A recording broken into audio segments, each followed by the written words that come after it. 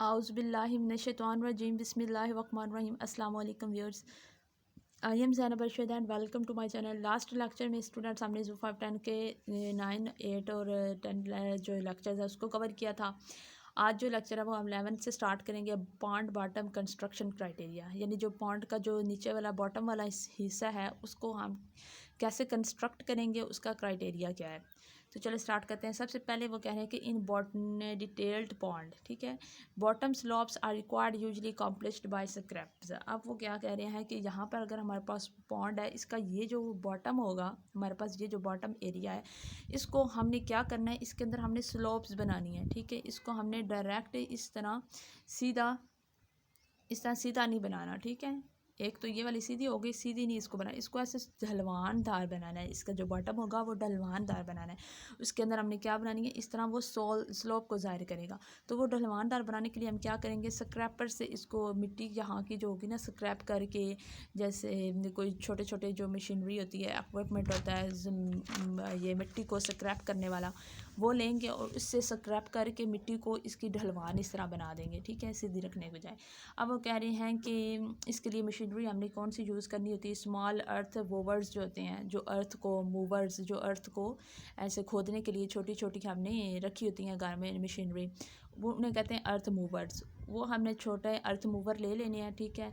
उनके आगे छोटे से उनके मुंह भी बने होते हैं, जैसे आपने अक्सर देखी होगी, इस तरह जो है हमारे घर में इस तरह का छोटा सा बाला सा होता है जिससे हम ज़मीन खोद लेते हैं, ठीक है। तो ये चीज़ें, इस तरह की छोटी सी मशीनरी ले लेनी है और ये हमने इससे क्या करना है, स्क्रैप कर लेनी है ज़मीन को, और उसकी स्लोप जो होगी, नीचे वाली बॉटम जो होगी, वो दलवानदार हमने बनानी है।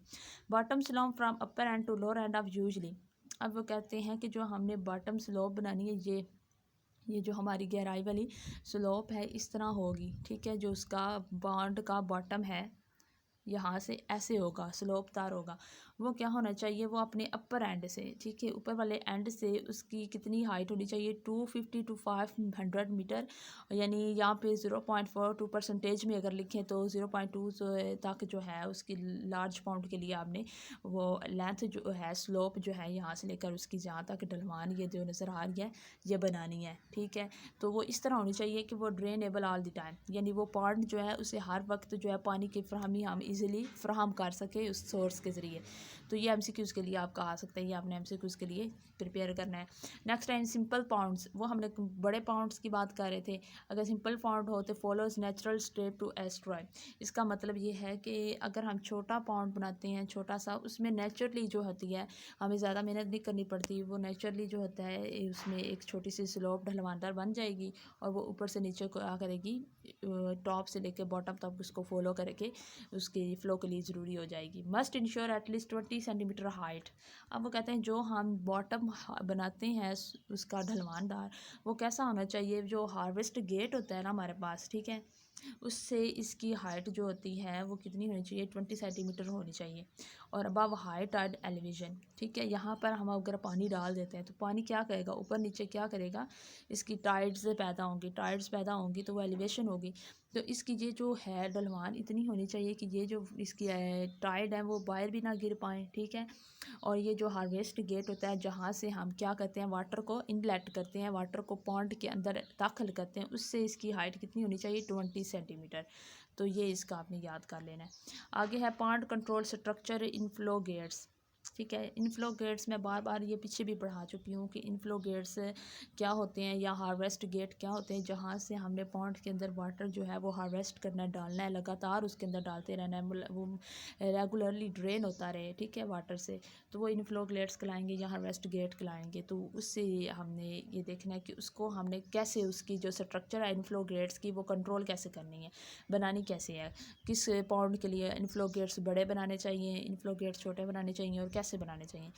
इनफ्लो गेट्स का वैसे वो यूज़ कर रहे हैं, बता रहे हैं कि ये किस लिए यूज़ होते हैं, used for control of pond water exchange. मैं वही बता रही हूँ ना कि इनफ्लो गेट्स वो होते हैं जो वाटर का जो पॉन्ड का जो वाटर होता है ना, उसको एक्सचेंज करना हो, एक जगह से दूसरी जगह डालना हो या निकालना हो, या एक पॉन्ड से निकाल कर साथ वाले दूसरे पॉन्ड में डालना हो, तो उसके लिए हम इनफ्लो गेट्स जो होते हैं वो यूज़ करते हैं। मिसाल के तौर पर ये एक पॉन्ड है, ठीक है, फ़र्ज़ किया ये एक जो है ना हमारे पास पॉन्ड है, इसके साथ ही दूसरा पॉन्ड भी है, ठीक है। यहाँ पर जो दूसरा पॉन्ड है, ठीक है। इससे हम वाटर निकाल के इसमें डाल रहे हैं, इससे वाटर निकाल के हम दूसरे पॉन्ड में अगर डाल रहे हैं तो ये इसका क्या कहलाएगा, इनफ्लो गेट्स कहलाएगा पहले पॉन्ड का। तो इस तरह जो इनफ्लो गेट्स होते हैं वो ओपनिंग्स होती हैं पॉन्ड्स के ऊपर, जहाँ पर हम उसके अंदर पानी डाल भी सकते हैं, निकाल भी सकते हैं। ये यूज़ होते हैं एक्सचेंज ऑफ वाटर के लिए। Concrete structure with screen bags filter on both side of level dull primary screen for filter pre filtration.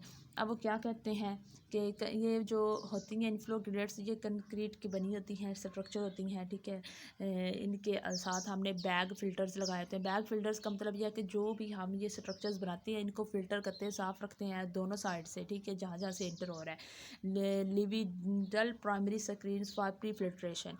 अब वो कहते हैं कि जो वाटर हम डाल रहे हैं और जो इनफ्लो गेट्स हैं उनको हमने क्या करना है, प्री फिल्ट्रेशन कर लेना है, फ़िल्टर कर लेना है, साफ़ कर लेना है, ठीक है। तो उसके बाद हमने इसको प्राइमरी स्क्रीन करना है, यानी फिर मज़ीद उसको साफ़ करना है। ये मुख्तलिफ़ तरीके होते हैं जिससे पॉन्ड वाटर को साफ़ करते हैं, उसकी तमाम चीज़ों को साफ़ करते हैं। सेकेंडरी फिल्ट्रेशन क्या होगी, सेकेंडरी फिल्ट्रेशन है स्क्रीन बिग एलिमिनेट्स। तो प्राइमरी जो स्क्रीन होती है उसमें छोटे छोटे जो जरासीम होते हैं वो मरते हैं। जो सेकेंडरी फिल्ट्रेशन होती है जिसमें हम सफाई करते हैं उसमें बेसिकली क्या होता है, जो बड़े बड़े मादे होते हैं, जहरीलियत मादे होते हैं, जो इसमें कंटेमिनेशन होती है, उसको ये क्या करता है, फिल्ट्रेशन दूर करेगी सेकेंडरी फिल्ट्रेशन के प्रोसेस में। पोटेंशियल प्रीडेटर्स इसमें कितने हो सकते हैं, 250 to 500 माइक्रोमीटर जो है इनकी जो प्रीडेटर्स हैं इसके अंदर, उनकी जो साइज़ है वो इतना हो सकता है। Flash board for controlling rate of water. Flash board जो होते हैं ये हम बेसिकली, इसकी भी मैं आपको एक पिक्चर दिखाती हूँ, बल्कि मैंने आपको पहले भी बताया था कि फ्लैश बोर्ड क्या होता है कि फ्लो कर वाटर का जो रेट ऑफ फ्लो है उसको कंट्रोल करने के लिए हम इसके अंदर लगाते हैं। जहाँ से पॉन्ड के अंदर वाटर दाखिल हो रहा है और जहाँ से निकल रहा है उस वाटर को, उन गेट्स को कंट्रोल करने के लिए फ्लैश बोर्ड लगाए जाते हैं। Multiple gates in larger ponds. जो बड़े बड़े पॉन्ड्स होते हैं उनमें एक से ज़्यादा गेट्स लगे होते हैं, मल्टीपल गेट्स होते हैं। ये MCQs के लिए आपने याद रखना है। फ्लैश बोर्ड क्या क्या काम है ये भी MCQs के लिए आपने याद रखना है। और यूज़ ऑफ जो है इनफ्लो गेट्स का यूज़ किया है, ये वाटर एक्सचेंज के लिए यूज़ होता है, ये भी आपने MCQs के लिए याद रखना है। तो नेक्स्ट हमारा क्वेश्चन है, टॉपिक है वाटर कंट्रोल स्ट्रक्चर, ठीक है। वाटर कंट्रोल स्ट्रक्चर होते हैं हार्वेस्ट गेट्स, ठीक है। जो पॉन्ड्स हमने बनाया है, ठीक है, उसके अंदर हमने डिफरेंट एरिया पर ये वाले इनफ्लो गेट्स होते हैं, जैसे वाटर हम इसके अंदर डाल सकते हैं। इन इनफ्लो गेट्स को कहते हैं harvest gate. Concrete harvest basin in ponds. अब वो क्या कहते हैं, कंक्रीट नंबर पर size of gates depends upon the speed of harvest required. अब कहते हैं कि कितना बड़ा तालाब है, ठीक है, उसके अंदर पानी की फ्राहमी कितनी जानी है, वो हमें किस पे डिपेंड कर रहा है, ठीक है, उसके ऊपर ये हार्वेस्ट गेट डिपेंड करेगा। हार्वेस्ट गेट का साइज़, अगर बड़ा तालाब होगा तो हार्वेस्ट गेट का जो साइज़ है वो भी बड़ा होगा, अगर छोटा है तो छोटा होगा। और यही कह रहे हैं कि number and size of gates depends upon speed of harvest required. Speed of harvest required का मतलब क्या है कि पानी की स्पीड के ऊपर भी डिपेंड कर रहा है। बड़ा तालाब होगा, ज़्यादा पानी इसके अंदर डालेंगे, ज़्यादा पानी की स्पीड होगी, और ये नंबर इसका साइज़ भी गेट का बड़ा बनाने पड़ेगा। Screen to retain shrimp mesh according to size. अब वो कहते हैं कि हमने फिर इसको क्या करना है, ये हार्वेस्ट गेट से जब हम वाटर डाल रहे हों, अगर वो पॉन्ड श्रिम्प के लिए है, श्रिम्प की स्पीशीज़ हम उसमें ग्रो करवा रहे हैं, एनिमल्स को ग्रो करवा रहे हैं, तो श्रिम्प का जितना साइज़ है उसको अंदर दाखिल होने को, उसके हवाले से इनफ्लो गेट्स और ये हार्वेस्ट गेट्स का भी साइज़ होना चाहिए, इतना होना चाहिए कि ये ऑर्गेनिज्म ईजिली अंदर दाखिल हो सके। नेक्स्ट हमने क्या यूज़ करना है, यूज़ ऑफ फ्लैश बोर्ड। ये ऑलरेडी मैं बता चुकी हूँ फ्लैश बोर्ड क्या होते हैं। Canal side often modified for harvest pump. Canal side जो होती हैं ये हम क्या कहते हैं, हार्वेस्ट पंप के लिए यूज़ करते हैं। यानी एक हमने यहाँ पर तालाब बनाया हुआ है ऑलरेडी, ये वाला तालाब बनाया हुआ है, ठीक है, इसके साथ हमने छोटी सी एक नदी बना लेनी है, छोटा सा नाला बना लिया है। वो क्या होगा, हार्वेस्ट पंप के तौर पर काम करेगा। यानी जैसे इसके अंदर पानी की मिकदार कम होती जाएगी, इसमें जो हमने रिजर्वायर रखा होगा, पानी का स्टोर शुदा हालत रखी होगी, उसको उठाकर इसमें पंप कर देंगे, डाल देंगे तालाब के अंदर, ताकि कमी को पूरा कर सकें।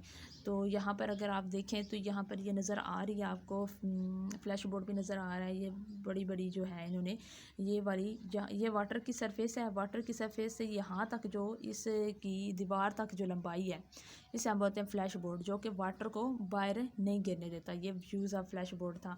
यहाँ पर देखिए वाटर कैसे दाखिल हो रहा है। फ़र्ज़ करें ये हमारा तालाब है यहाँ पे, ठीक है, हमारा पॉन्ड है, इसके अंदर हमने वाटर कैसे डालना है, ये हम वाटर सप्लाई है, कोई नदी है, कोई हमने ट्यूबवेल लगाया है, वहाँ से वाटर दाखिल हो रहा है, ये इनलेट स्क्रीन होगी जो कि स्क्रीन क्या करेगी, वाटर को अपने अंदर दाखिल करेगी, उसे फ़िल्टर करती जाएगी। यहाँ पर वाटर जो होगा वो सैंड से ऊपर से गुजरता हुआ रेत वाले एरिया से, आपको पता है ना कि जब हम पॉन्ड बनाते हैं उसके इर्द गिर्द जो एरिया होता है वो सैंड वाला होता है, वहाँ से निकलेगी, सैंड के एरिया में दाखिल होगा, वहाँ से मसलन यहाँ से हमने पानी डाला है, यहाँ पर इसके किनारों के साथ लगी हुई है रेत सैंड, यहाँ से वो आगे दाखिल हो रही है, आगे उसका आ गया पॉन्ड का जो है किनारा आ गया है, जो जहाँ से पॉन्ड स्टार्ट हो रहा है, फिर ठीक है पॉन्ड के बैंक तक जाएगी, फिर इनलेट पाइप होगा, इनलेट पाइप के आगे एक वेल्व लगा होगा, सुराख होगा, इस वेल्व को जब हम खोल देंगे जो पीछे से पानी आ रहा होगा वो इस पॉन्ड के अंदर चला जाएगा। जैसे इस पॉन्ड के अंदर जाएगा तो हमें नज़र आ रहा है वाटर का लेवल भी जितना हमें बढ़ाना उसका बढ़ा सकते हैं।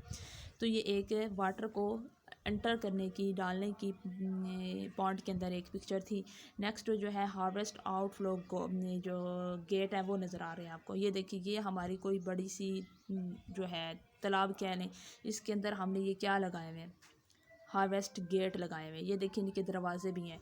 इन गेट्स में क्या होगा, जब देखें एक डैम, अक्सर ये होता है कि सैलाब आता है, एक डैम फिल हो जाता है, भर जाता है, तो उन डैम के दरवाजे खोल दिए जाते हैं, वो जो दरवाजे खोलते हैं छोटे छोटे दरवाजे लगे होते हैं उनको बोलते हैं हार्वेस्ट गेट। इन हार्वेस्ट गेट का काम ये है कि जब वाटर की मकदार इस पॉन्ड में कम होगी तो ये दरवाज़ा खोल देगा, और जिस तरफ वाटर की मकदार ज़्यादा होगी उधर से वाटर कम वाली मकदार वाली जगह पे फ्लो करना शुरू कर देगा और पानी की मकदार को बराबर रखेगा। तो ये इस तरह ये इसकी कंस्ट्रक्शन बता रहे हैं कि इसे बनाते कैसे हैं, यहाँ पर ये नज़र आ रहा है और यहाँ पर ये बना हुआ दिखा रहे हैं। नेक्स्ट है कि वाटर सोर्सेज कहाँ से लेते हैं, हम कोई भी पॉन्ड बना रहे हैं उसके लिए पानी हम कहाँ से लेते हैं, तो उसके लिए है रिवर्स हैं, लेक्स हैं और स्ट्रीम्स हैं, नदी नाले दरिया, छोटी छोटी नदी नाले जो लेक्स होती हैं झीलें, उनसे हम क्या करते हैं वाटर लेते हैं। ये आपने MCQs के लिए याद रख लेना। इनके एडवांटेज क्या है कि ये जो होती हैं रिवर्स, लेक्स और स्ट्रीम्स, ये लार्ज वॉल्यूम्स की होती हैं, यानी इनका इतना वॉल्यूम होता है कि इनके अंदर काफ़ी ज़्यादा पानी होता है, और ये जो है एक्सपेंसिव है, यानी ये इनके ऊपर कोई कॉस्ट नहीं लगती, इनसे वाटर निकाल के हम अपने पॉन्ड में डाल सकते हैं। डिसएडवांटेज ये है कि ये क्योंकि नेचुरल सोर्सेज ऑफ वाटर हैं, ठीक है, ये जो स्ट्रीम्स हैं, लेक्स और रिवर्स हैं, इन नेचुरल सोर्सेज ऑफ जो वाटर होते हैं उनके अंदर न्यूट्रेंट भी बहुत ज़्यादा होता है मौजूद, खुराक के लिए, समुद्री जानवरों की खुराक बनी होती है या एनिमल्स के लिए।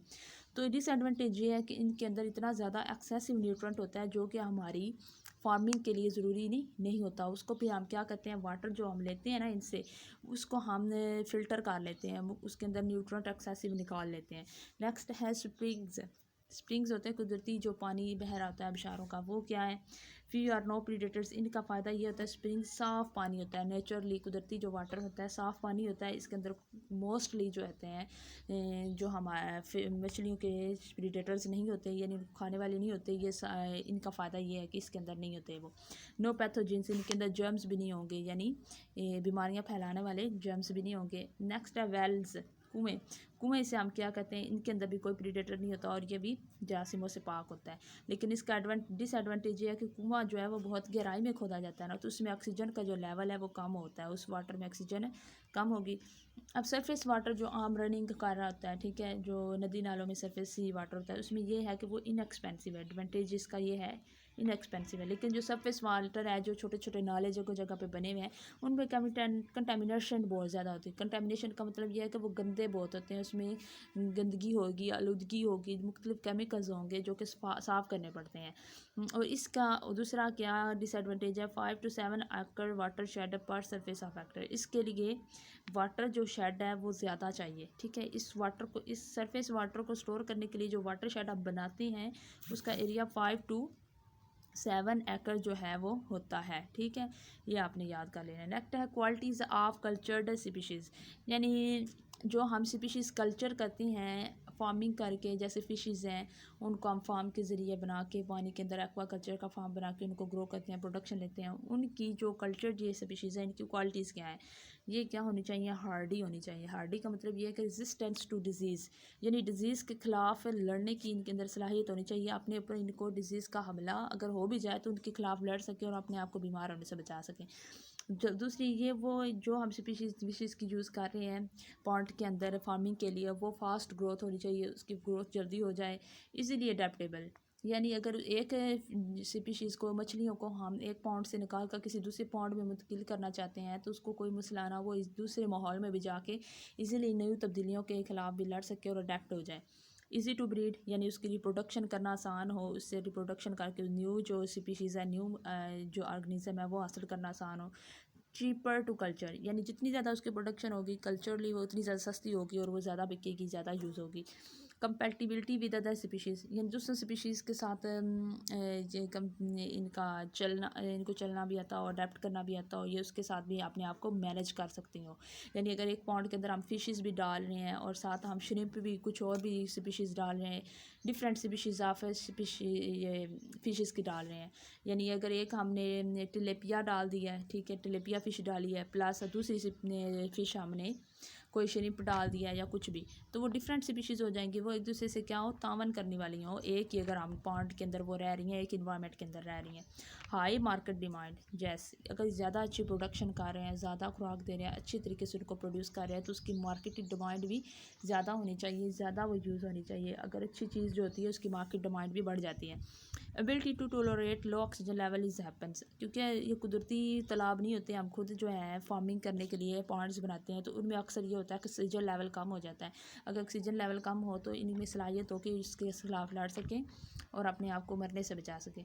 जो स्पीशीज़ हम कल्चर करते हैं आम रूटीन में, वो इधर उन्होंने नाम लिखे हुए हैं मुख्तलिफ एनिमल के, यानी रोहू, मोरखी है, कैटला है, ग्रास क्रॉप है, सिल्वर कॉर्प है, बिग हेड कॉर्प है, कॉमन कॉर्प है। ये एनिमल्स हैं जो कि मोस्टली पॉन्ड्स के अंदर हम जो है इनको क्या करते हैं, कल्चर करते हैं, इनकी प्रोडक्शन करते हैं, और ये इनके साइंटिफिक नेम है। तो नेक्स्ट टिलिपिया भी ये नीचे लिखा हुआ है। स्टॉकिंग डेंसिटी एंड रेशो क्या होती है? स्टॉकिंग डेंसिटी इनकी कितनी होनी चाहिए? 8 to 1000 फिश पर एकड़, ठीक है। यानी इनको स्टॉक करने का जो एरिया है वो कितना होना चाहिए? एक एरिया पर कितनी फ़िशेज़ को स्टॉक करना चाहिए, कितनी फ़िशेज़ को डालना चाहिए? 800 से 1000 फ़िशेज़ जो है वो पर एकड़ एरिया के अंदर आनी चाहिए, ठीक है। नेक्स्ट है कि स्पीशीज़ 3 स्पीशीज़ कल्चर, ठीक है। 3 स्पीशीज़ हैं जो बहुत ज़्यादा मशहूर हैं, जो कल्चरली बहुत ज़्यादा मशहूर हैं, वो हैं 50% रो है, 20% मोरखी, और कटला जो है 30%। ये MCQs के लिए आपने और शार्ट क्वेश्चन के लिए याद कर लेनी है। एंड बात की 3 स्पीशीज़ जो कल्चरली इंपॉर्टेंट है वो कौन सी हैं? ये तीनों हैं। 5 स्पीशीज़ जो कल्चरली इनसे जो कल्चरली इंपॉर्टेंट है उनके अंदर अगर 5 का आ जाए तो आपने ये 5 लिखनी है। इसमें मोरखी है, रोहू है, ग्रास कॉप है, सिल्वर क्रैप, आगे इनकी परसेंटेज लिख के उन्होंने 100% कंप्लीट किया हुआ है।